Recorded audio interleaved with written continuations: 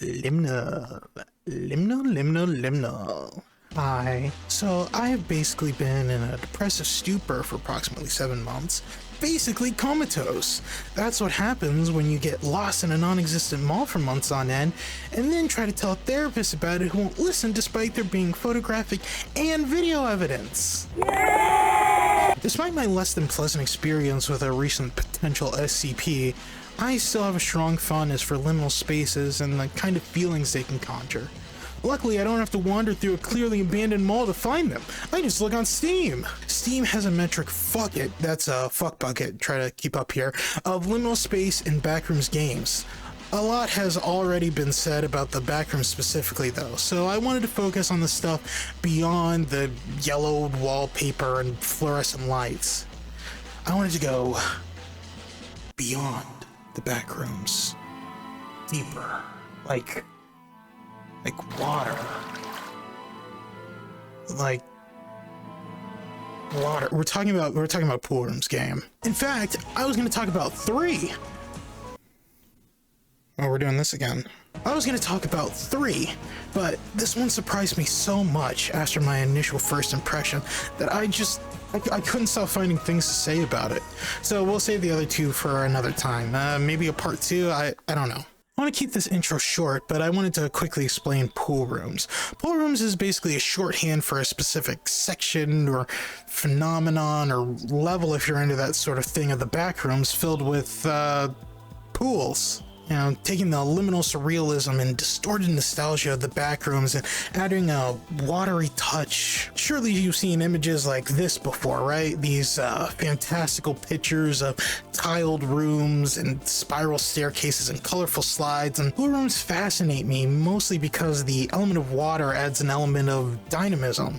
I mean, it's always flowing. It makes these places feel more alive than like a hallway or an empty house, while still keeping that very man-made and cold vibe that a lot of liminal space work tends to give off. In some cases, it's even more threatening. After all that tile is quite the slipping hazard.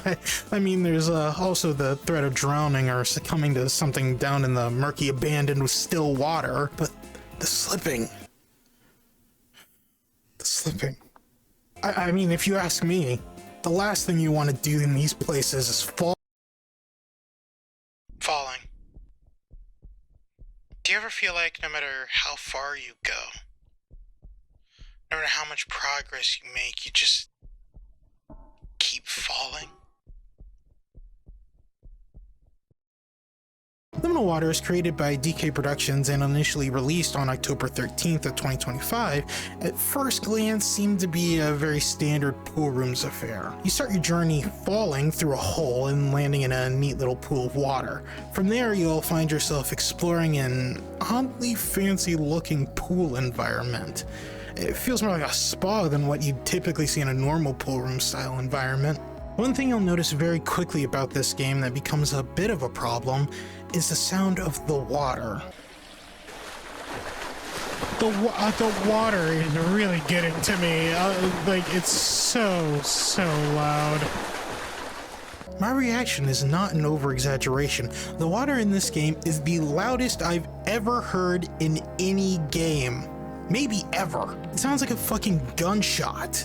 Every step feels like I'm cosplaying the water monster from Amnesia. I mean, I'm stomping that shit out. Later on, I actually started trying to avoid the water if I could, just so I could, preserve my sensitive ears. Small, tiny problem with that, though.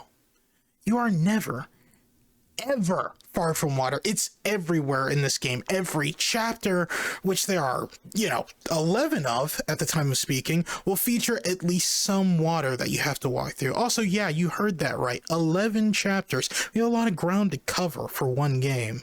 It's not the end of the world, of course, but, maybe it'd be easier to swallow if there was a volume slider accessible in-game. The only ways you can turn down the volume are either at the main menu before you start a session or the Windows volume slider. Anyway, geez, pretty negative right off the bat, huh? My bad. Hey, it won't take long before you start to notice something not quite right with this place. Wet footsteps dotting the ground, areas with dim or broken lights, and weird shit floating in them, like this room with dice and loud club music. and screams that in Layers of Fears faction you can activate by walking across the same spot over and over again. This is like...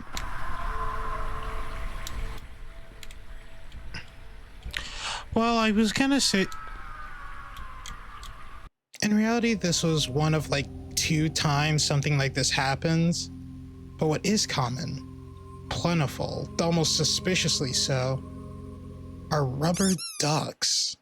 Rubber ducks make frequent appearances in most pool rooms games, but something about their inclusion here feels off.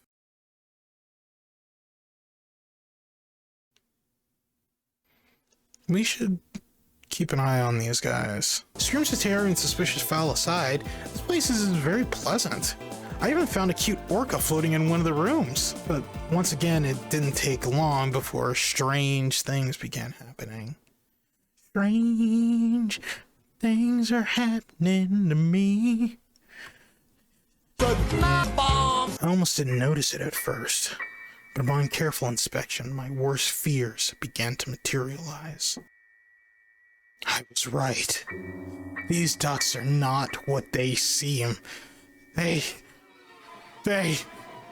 turn and face you slowly. As you can see, I was mortified upon learning this. No, the duck turns to face me. Yes. Not far from that location was a room bathed in red light. Another evil duck inhabited the area, no doubt the cause of the sinister lighting.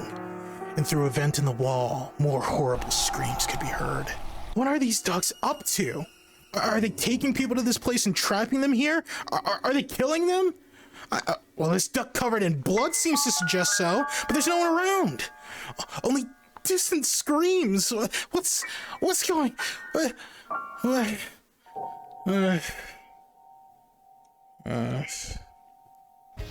Okay, I'll level with you. I was unimpressed with this game's attempts to be spooky. I mean, the screams and the watching ducks and the blood are not convincing in the slightest. I think part of the issue is that this place is just too nice. A lot of times, liminal space games will put you in places that feel abandoned or distorted in some way to give an off or lonely feeling. Now, there are weird rooms with weirdly high ceilings, pools in places that don't really make sense, slides that drop off into nothing or come from inaccessible locations, but it just doesn't feel like quite enough. It's just too normal, too fancy. I wanted dingy lighting and water stains, not something I'd see on an influencer's Instagram account. Really, the only time I felt even a little uneasy was here, where I found a man stuck in one of these slides being trapped by a smiley ball, another common thing found in backroom style games. Oh, somebody's... It was a bit creepy, but otherwise my journey was mostly pleasant. Fun neon lighting, nice murals, and clean water made this place feel less horror game and more VR chat chill map. Until I found this. At first I thought it was more blood, but then I realized it was something far more interesting than that. Mold. That sounds silly, but you have to realize something. Mold is not common in pool rooms. I've never seen anything like this in a pool rooms game before, and it really caught me off guard. I mean, walls, floors, ceilings, even the ducts were covered in the stuff. It makes sense though, doesn't it? If you have water sitting untouched for too long, that bacteria will start to build up until you get this. And it must have been growing in here for a while because it was sprouting up like fucking vines. I won't lie, I was a little on edge being in here, mostly because I was a little skeeved out, but that emotion was the first one, other than mild amusement or boredom I had felt the entire time I was playing. After that experience, my interest had been renewed a bit, so I continued. I stumbled across a room filled with even more smiley balls and a few ducks. I guess they're in cahoots. The walls were covered in clouds and sky blue, giving this place a real creepy kids area vibe to it. Very fake happy and overly joyous. Further driven home by the silly light-hearted-ish music.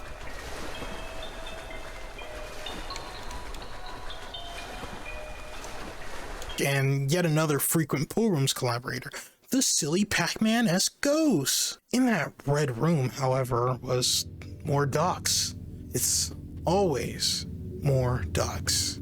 This time, the one in the water appears to be being worshipped by its rubbery companions. As you can see from the smiley room, there's another area to go, although there isn't much to see. Nothing except this giant statue. I started getting flashbacks to pools, which also featured giant statues. And maybe I'll talk about that game sometime. It really is the gold standard for pool rooms games. Beyond the giant statue, I didn't find much, so I just kind of moved on. In this room further in, I found a bunch of ducks staring at this staticky screen. Felt like they were seeing something that I wasn't. Maybe I wasn't allowed to see it, or perhaps I just hadn't tuned my mind properly yet. It's right after here we get to the first area that truly, actually freaked me out. Another hallway, filled top to bottom with mold, with what has come to be a recent fear of mine, humanoid statues. In my mind, statues and mannequins occupy the same space. They both represent the idea of humanity without the actual human part. A concept I'll go into in more detail later, but for now, needless to say, I was not looking forward to traversing this hallway. The statues ended up looking a bit crude to me, but their placement on the sides and even in the middle of the hallway certainly had me a little spooked.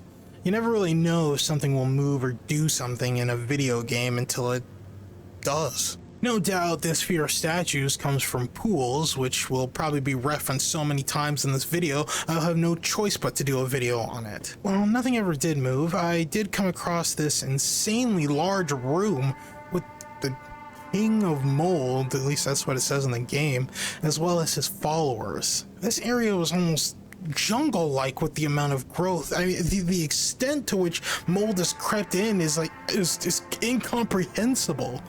I've seen abandoned buildings at Urbex videos with less. And that's basically all she wrote for the first area. It was not the worst thing in the world, but I wasn't super impressed either. At this point in my playthrough, I still wasn't entirely convinced this was worth covering. But over time, that feeling would change. Chapter 2 starts off much the same. We walk through a door into more pool rooms, this time a bit dingier than before, and much more like what you typically find in the pool rooms. After climbing some stairs and murdering a duck, don't tell anyone, you have to make a death-defying jump to continue. This location reminds me a lot of Terracotta Valley, a VR chat world I love very much. It has the same kind of open area with the twisty architecture hanging above you thing going on. Speaking of things going on, shadow ducks. Yes, if you thought the unending horror of brightly colored ducks was too much for you, then look the fuck away. Shadow-clad with glowing bright eyes, these fearsome fowl would make anyone slightly shrug their shoulders and go, yeah, that's a little creepy, I guess. Beyond that, not actually much to say here. I found another area where you can activate a screen by walking over a certain place multiple times. Signed up for that. Wait, can I activate that multiple times? Yes, I can. And I even found Helios, of all people, just chilling down here. There's liminal spaces, there's bound to be some vaporwave, I guess. Maybe it's the sense of nostalgia the two bring that makes them work so well together. Turns out Helios was foreshadowing, because not long after that I found this synth-wavy styled area that, as you can probably guess, is my favorite area so far. I am so easy sometimes. I want to show you this part in full because I think it's really funny watching me eat my words in real time. I do love a good giant statue. Giant statues are a great way to freak me the fuck out very easily. But these, again, aren't really doing it for me. It's because they kind of just look like Unity assets, even though this is an Unreal Engine game and that's just the same statue again, but she's much...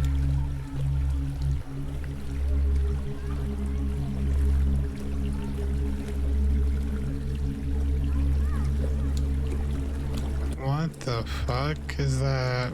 While this is the same statue I had already seen a million times in the first chapter, its presence here, combined with the distant, strange talking, I felt like I was walking into something bigger than just some abandoned pools with spooky rubber duckies.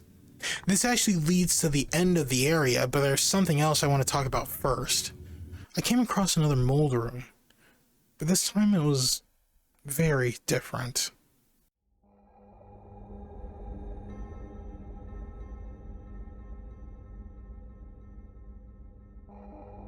The first thing that struck me was how overgrown and ancient this felt. Everything was covered in what had to be years of mold and other plants. It was like walking into an old temple with these statues embedded into the walls, foliage coming in from the ceiling, and giant cobwebs. It was so old that it felt like even the spiders didn't live here anymore. The cognitive dissonance was so intense that when I first saw the door, I was in denial. This did not look real. I thought it was like a picture or something. It just looks so off. Hanging out with tunes too long, man. The atmosphere in this area is maybe some of the best in the entire game. You can hear the sounds of the trickling water, distant thumping like pipe settling, and distorted voices. They felt like echoes from the past when people still came here.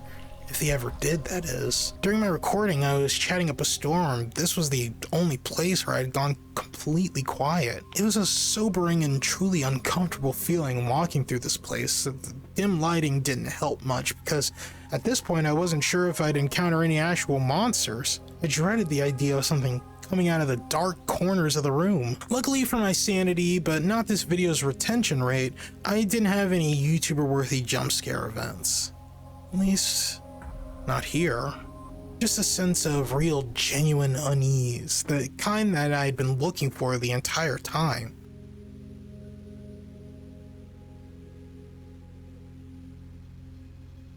Near the exit, there was another room filled with more statues, some of which were scarily massive, all looking at this flickering light on the wall.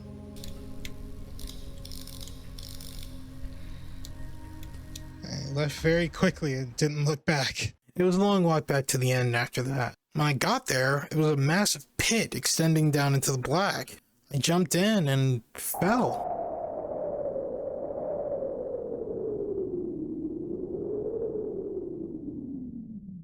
I landed in a pool of water, very similar to the one that was at the beginning of the game. This was Chapter 3.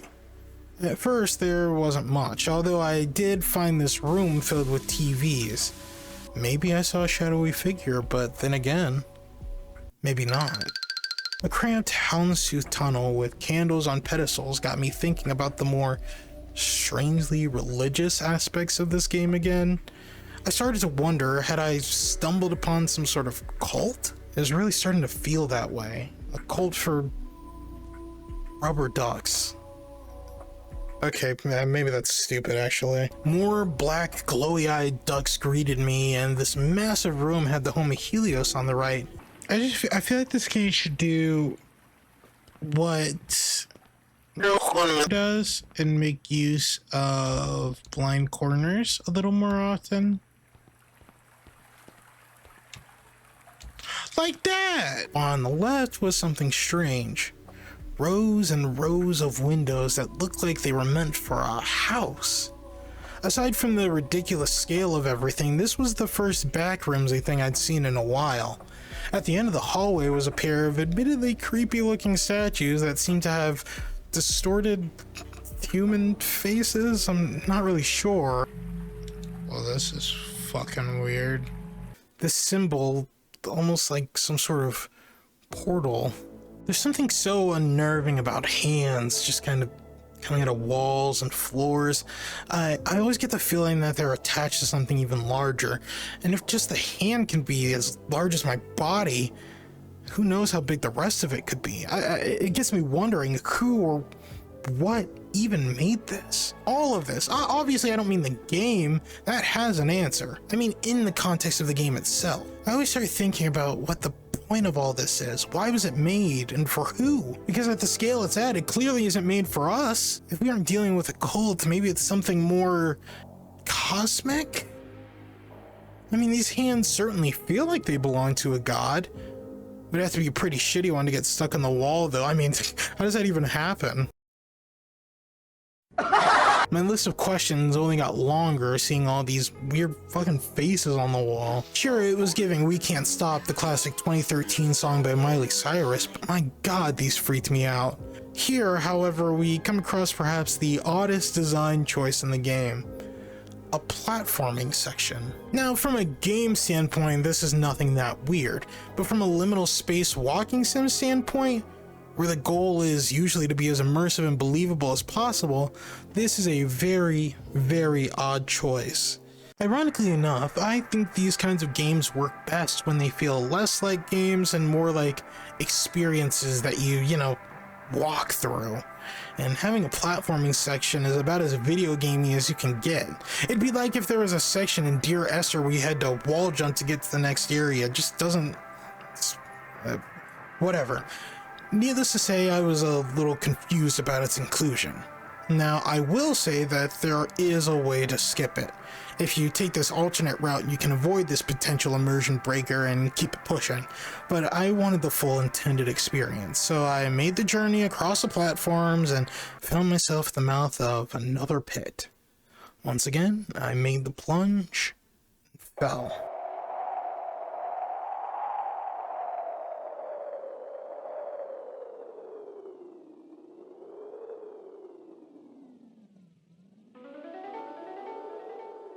A lot of games treat falling like a failure. It was and still is trendy to make games where your goal is to ascend. Ascension equals progress, and if you fall, you'll be forced to do it all over again. If you fall, you're going backwards. Sometimes when you fall, though, you'll find that instead you've only ended up higher than you were before. Falling doesn't have to be regression. Sometimes, it's the only path forwards.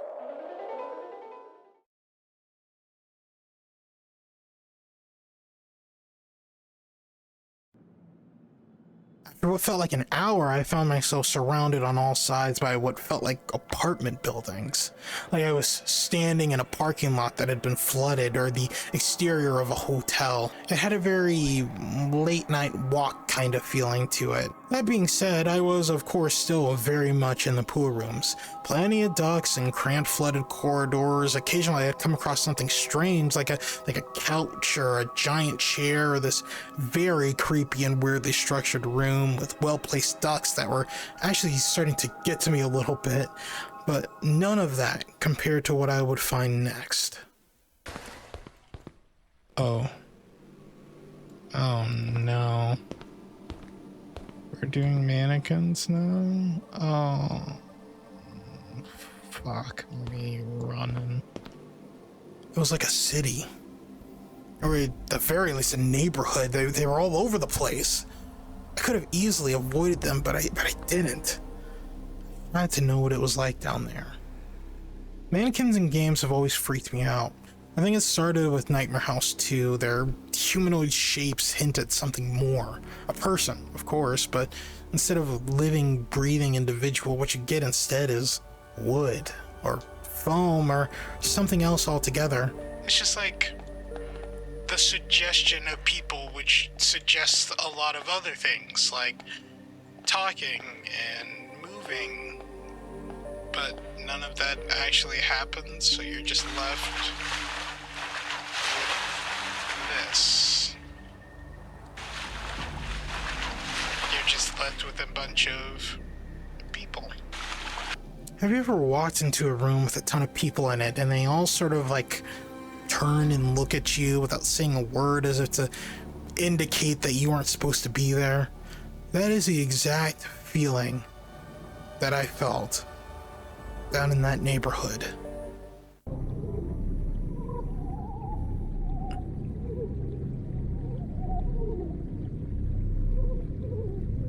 I felt like a stranger. Like I didn't get the memo I wasn't invited and showed up anyway. The first time I felt actual fear was here. As I walked through, a horrifying sound began to play, like the voices of hundreds being filtered through a broken radio. Oh, no.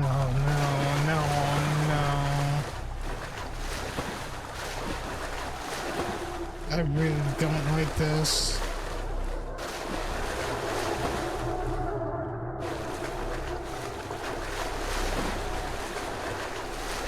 It had the same feeling as spirit boxes do in ghost hunting shows. The idea is that ghosts can sometimes have a hard time using their own voice to speak, so they can manipulate the waves of the radio as it flips rapidly through channels to kind of aid that speaking.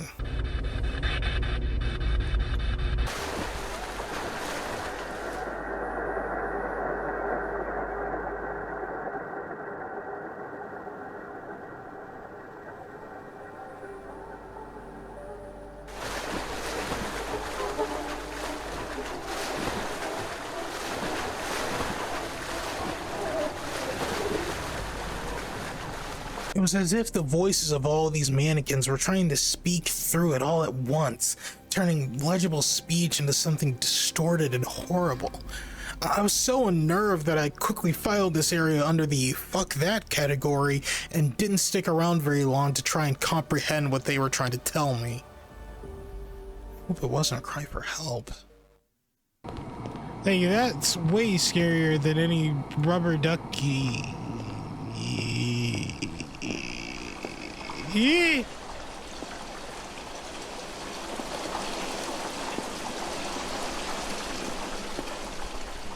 Okay.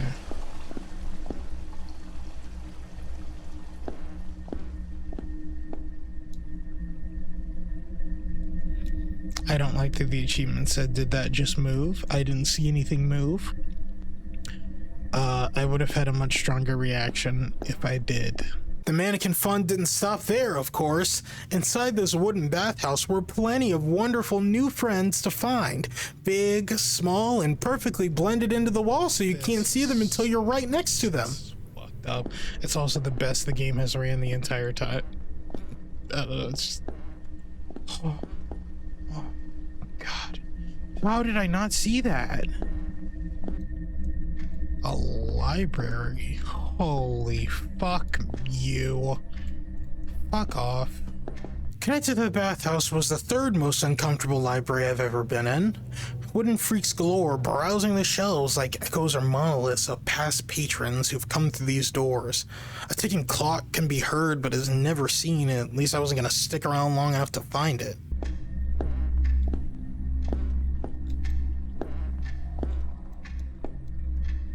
Shockingly, in the in-between section, there was this very nice and calming section with LED lights, like a save point in a horror game. I used this place to kind of catch my breath before continuing. After making my way through the rest of the library and up this statue that I thought was a dick at first, I came across another platforming section, which I handled with definitely zero issues at all. And that's particularly...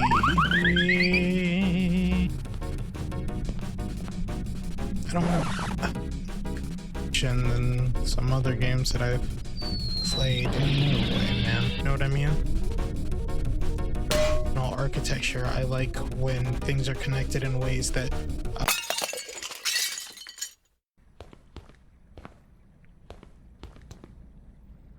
this is very like there's nothing of value here, like very nuclear storage. You know what I mean? Where they, you know, put spikes and shit to make it seem like you shouldn't be here, sort of thing. The elevator only goes one way, so step on through.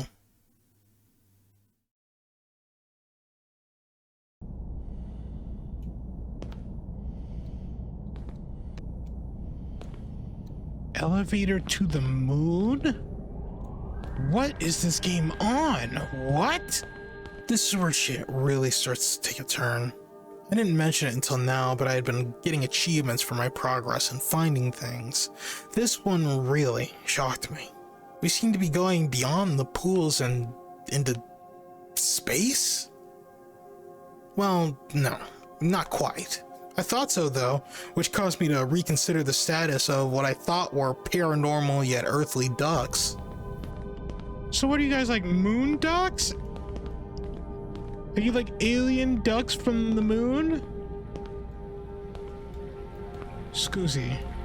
Moon ducks or not, it was clear things had really started to get weird. And then I see this. Oh, you're at the edge of a giant shaft. Will you make the jump? A wet floor sign on the edge of a seemingly bottomless pit. With no way forward, I fell.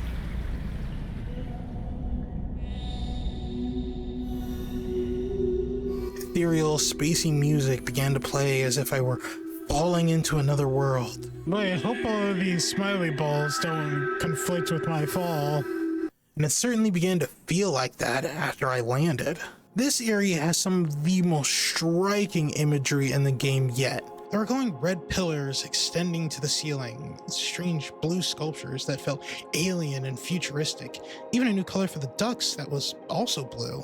Through this tunnel was a room filled with new statues that we haven't seen, lit only by these red balls and my own flashlight.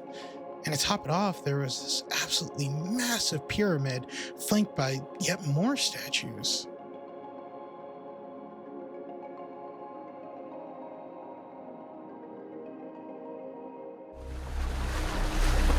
I entered the pyramid. Oh shit. And fell again. Deeper and deeper.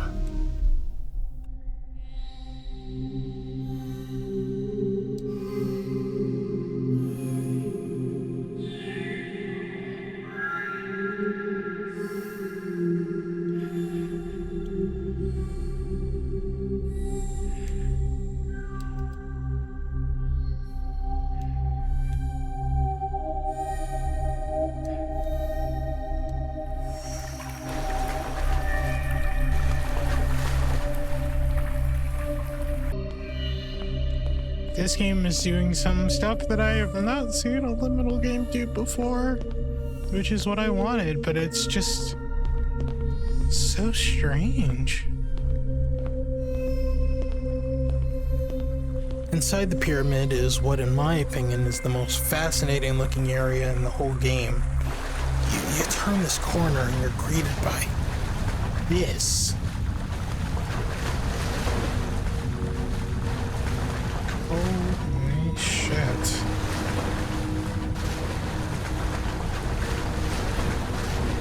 That doesn't even look real, man.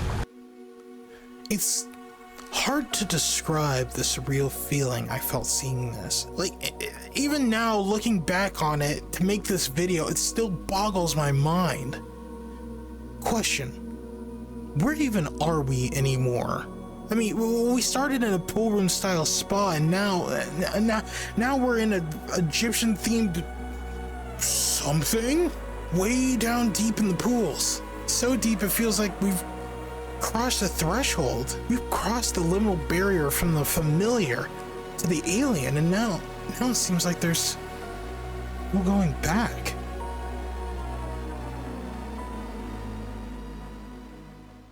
At least that's what I thought, until I got inside. Inside the pyramid, we find ourselves in weirdly familiar surroundings. Tiled walls and floors, now bathed in a new gold color, as if to signify some regal status. In a room off to the side is a row of odd chef-like statues. Moving deeper, there isn't much to talk about. It really is more of the same that we've been through. Low-key disappointing, but stick with me. I guess it's a matter of perspective, isn't it? What might look like falling or failing to someone else could be progress to you. But don't forget, the same could be true the other way around. It was truly beautiful. Things start to get a little spooky again. A bloody outline and help are written on the walls as I find my way to what looks like a parking garage. Beyond the door, we see our ducky captor surrounding a bloody stain.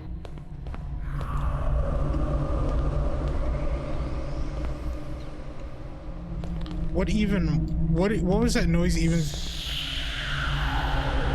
supposed to, like, represent? An achievement comes up. Are they truly innocent?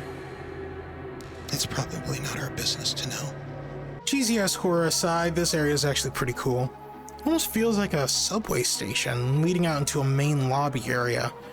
Just watch out for other patrons, I guess.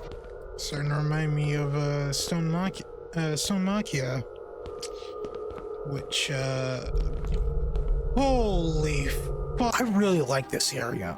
The fogginess feels like it was due to the plants. It makes me feel like I'm breathing in something I absolutely should not be breathing in. Kind of adds to the paranoia I feel being here. I also love the architecture. I can't believe I haven't said anything about this yet, but I am a huge fan of unconventional and odd architecture, and the further into these waters we get, the weirder it becomes. I really like that. Up these stairs, I finally had an opportunity to get some revenge on these stupid ducks. This Majora's Mask-ass hallway was really neat, but what's even more interesting is that in this room is what the game calls an anomaly.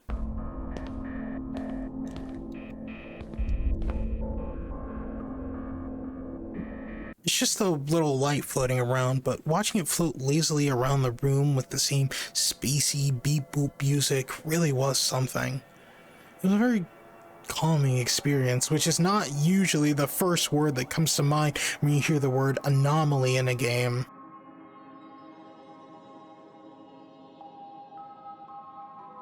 The starry passageway afterwards reminds me of this old lamp I used to have in my room. Every night I would turn it on and just kind of let it do its thing as I drifted off to sleep. It was cheap and stopped working after like a year, but I love that thing. I don't know if I mentioned it before, but I really like dimly lit areas with water like this. It makes me feel like I'm in my own little relaxed pod. I don't gotta worry about shit but chilling out and enjoying my time. I should have stayed here longer. At this point, it almost felt like I was going in a loop, though. I was back in the spa again like I had never left. It was just a different area of it. After all the spectacle of the pyramids and the moon ducks, I was really expecting something weirder. I guess I did stumble across this big-ass stone ducky. Maybe it was another god or idol. There seemed to be a lot of those. But other than this absolute unit, I didn't find much I hadn't already. Holy shit, an arcade.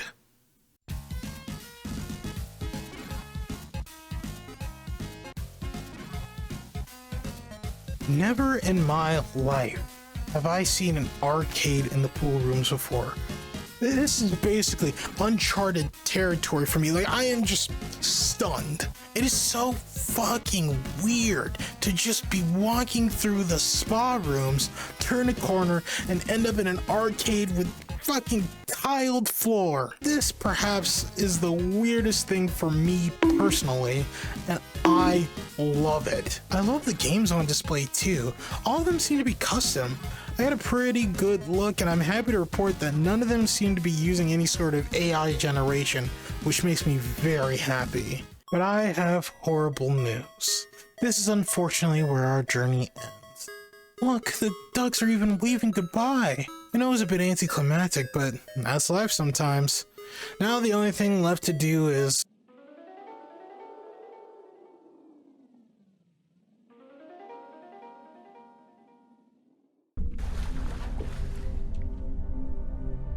in the sharpest 180-degree turn since the pyramid, suddenly, caves. Welcome to Chapter 7. The pools have been left far behind, but the water is still very much here as we Minecraft caves and cliffs through what looks to be an ancient temple carved into a cave system.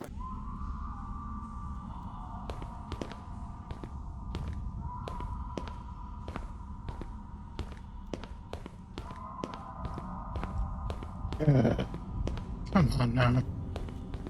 I guess something I can credit this game for, even though most of its attempts to be scary fall short, you really do never feel like you're truly alone. You always feel like you just barely missed something horrible happening, or you feel like you're being haunted by something. Haunted.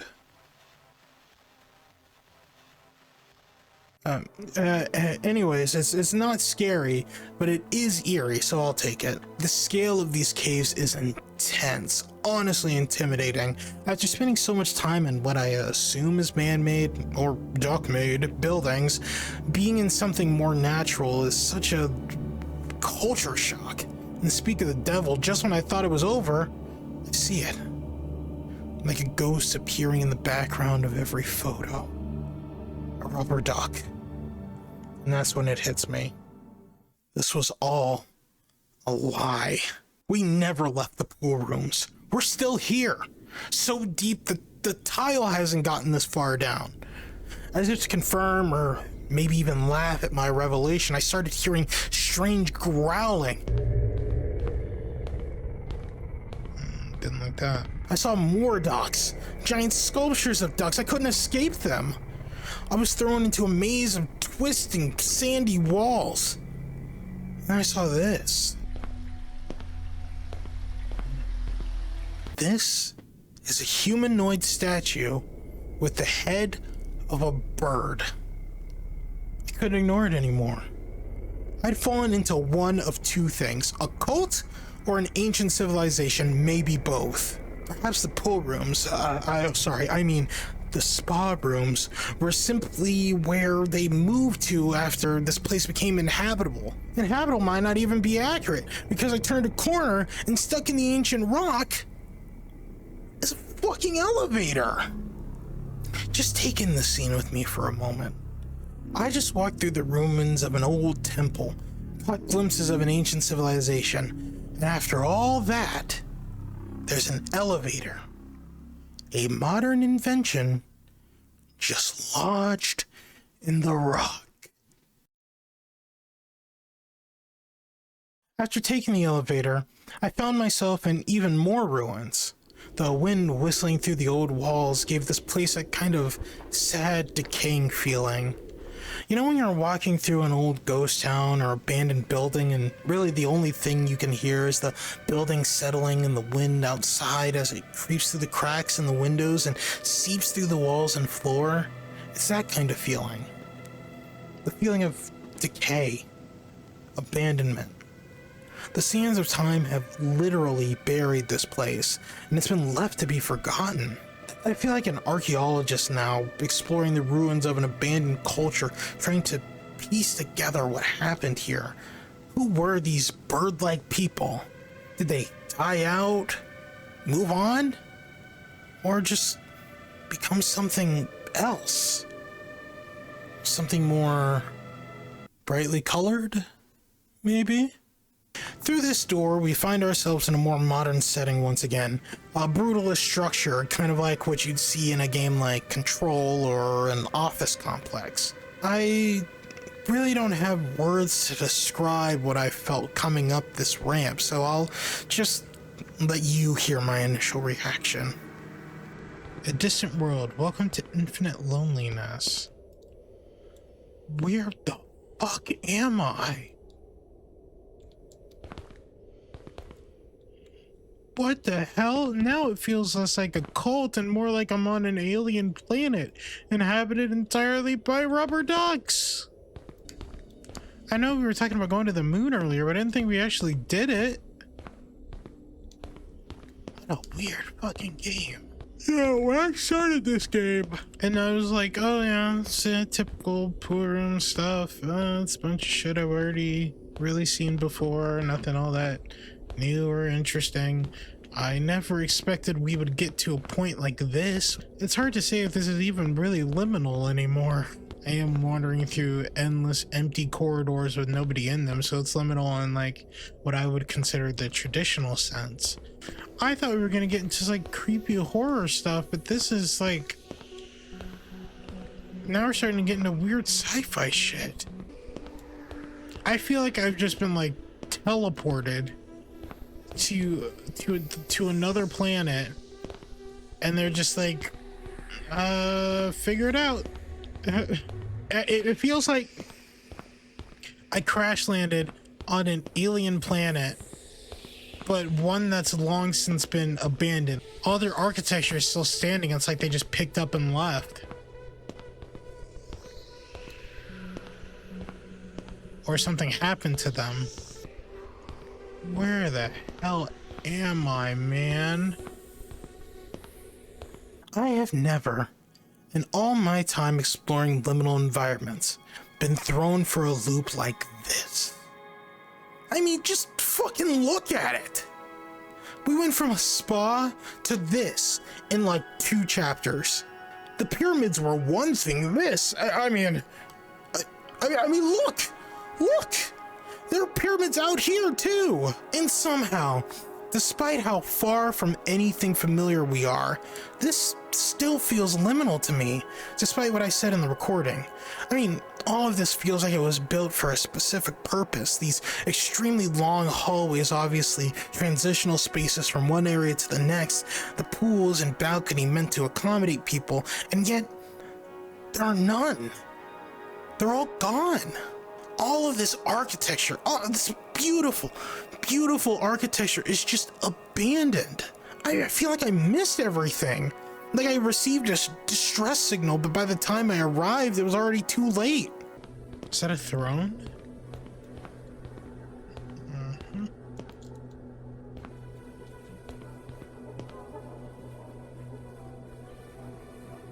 Is that where we're going? Oh, what is that noise? Ew, what the fuck is that?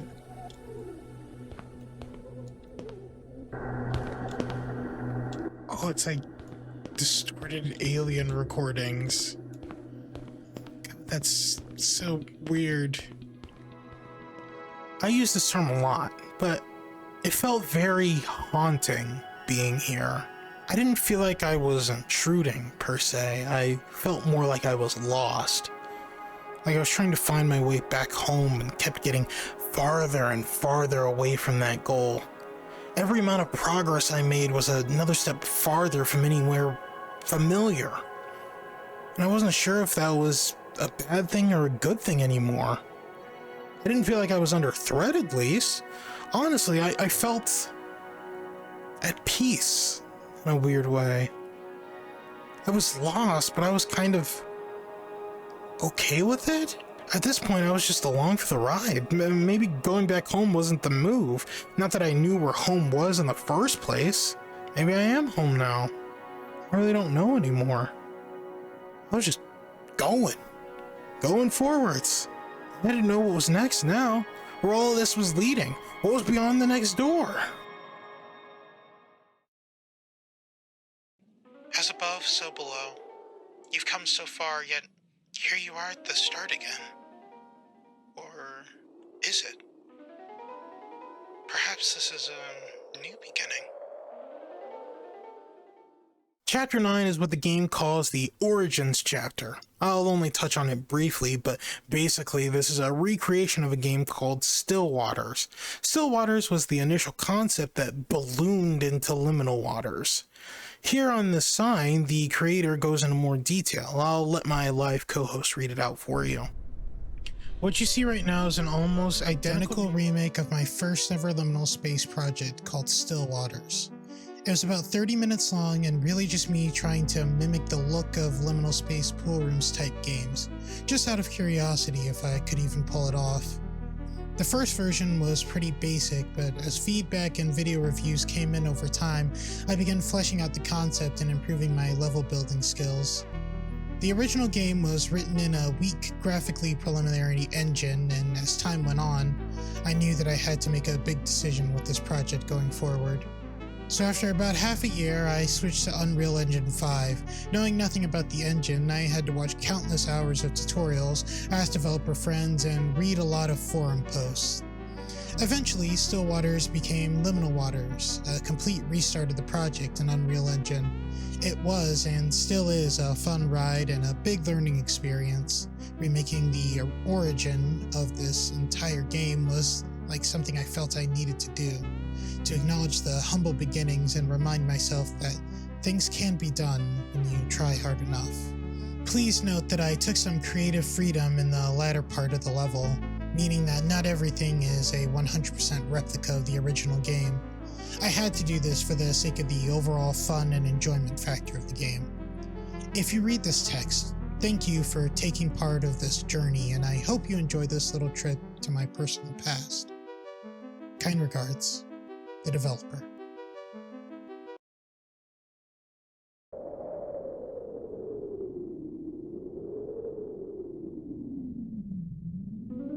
You let go. Wasn't a long fall, of course, not this time, but you're aware of them now. You aren't afraid of them anymore. In fact, you embrace them, use them, and you land. Looking up, you see other holes, paths that could lead you here. Paths others may have already taken. Yet somehow all of you ended up here, on the other side of everything. You aren't done yet. You still have farther to go.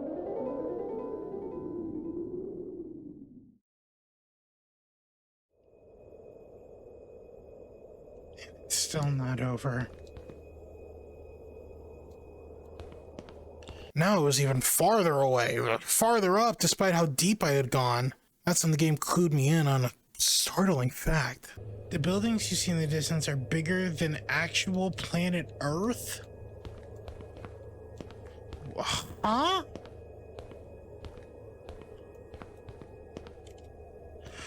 What the fuck do you mean, man?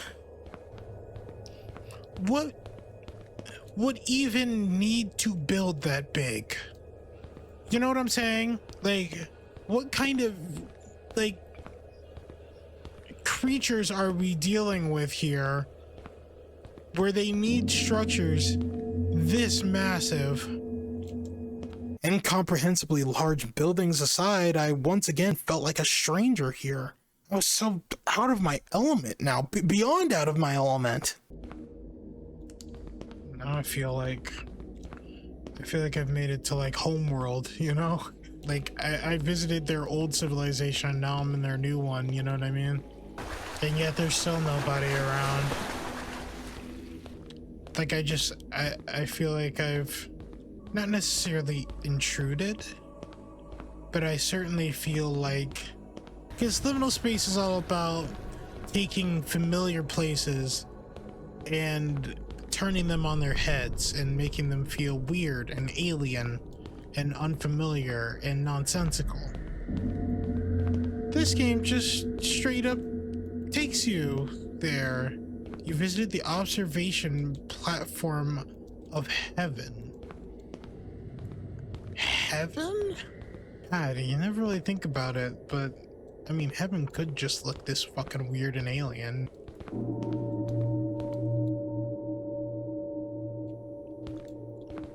That gong kind of feels like it's signaling either the arrival of something or some kind of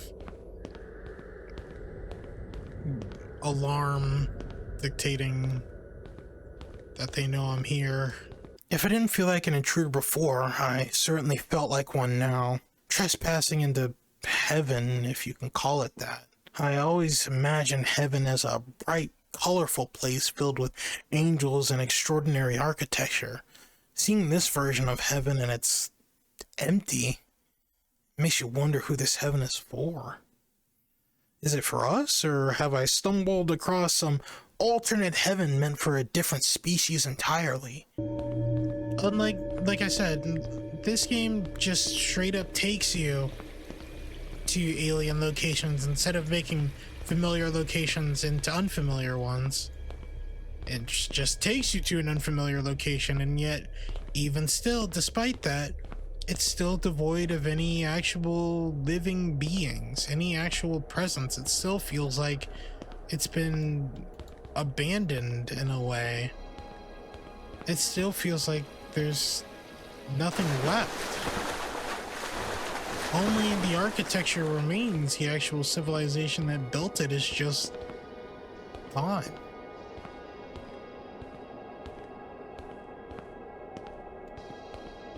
And it leaves you wondering, like, what the fuck happened, right? Where'd they go? In any case, there's a strong emptiness around me. I wondered if I was even supposed to be here at all, but I continued. Still making progress, still falling, like I was always meant to do it.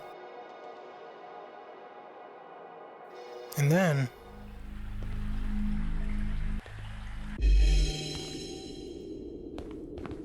where are we? That portal is green. Does that mean it's the end? The end? Well, you've been falling for so long you never considered there would be one, did you? But look at where you've come from. Somehow all that falling has led you here. Higher than you've ever been before, but is here? Oh, I guess that's up to you, isn't it? It sure is beautiful. The peak. Or maybe not. Maybe it's just a bridge to something even higher. Here we go.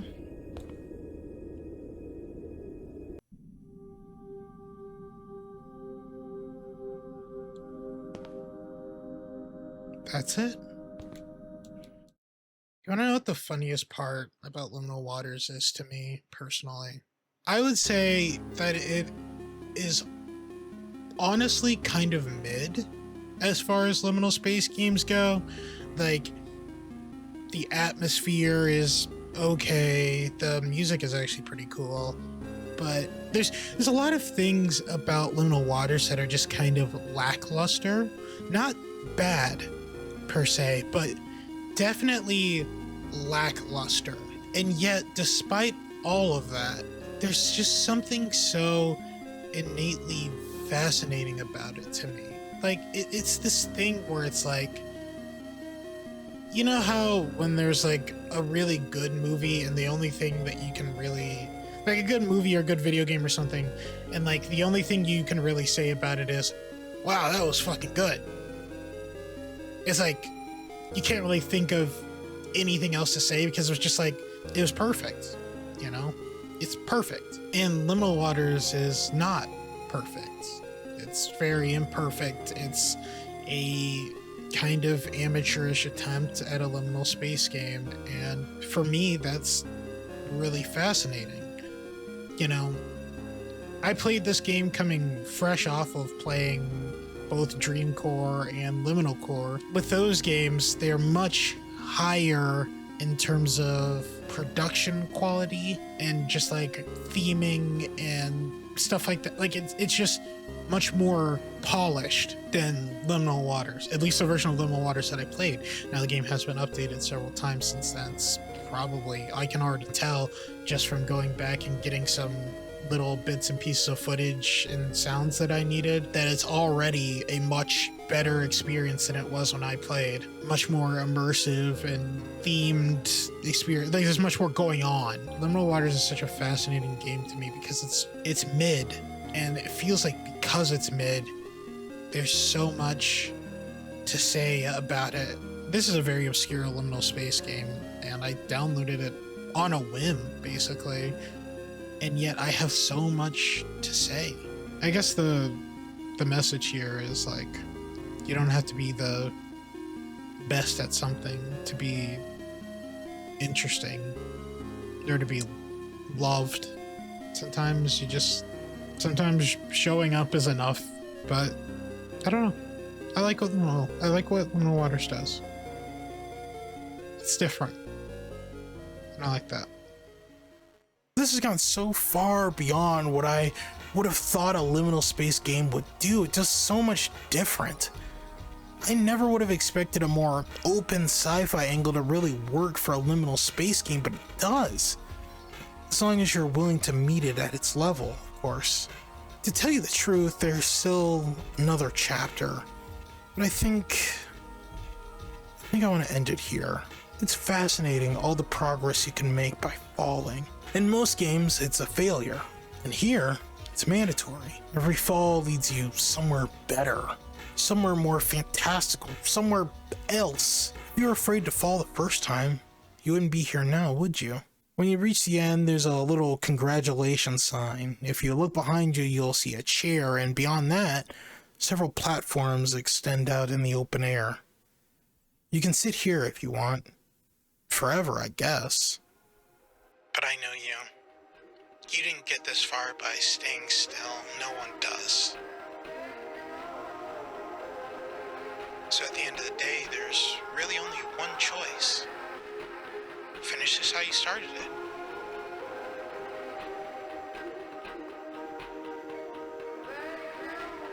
Fall.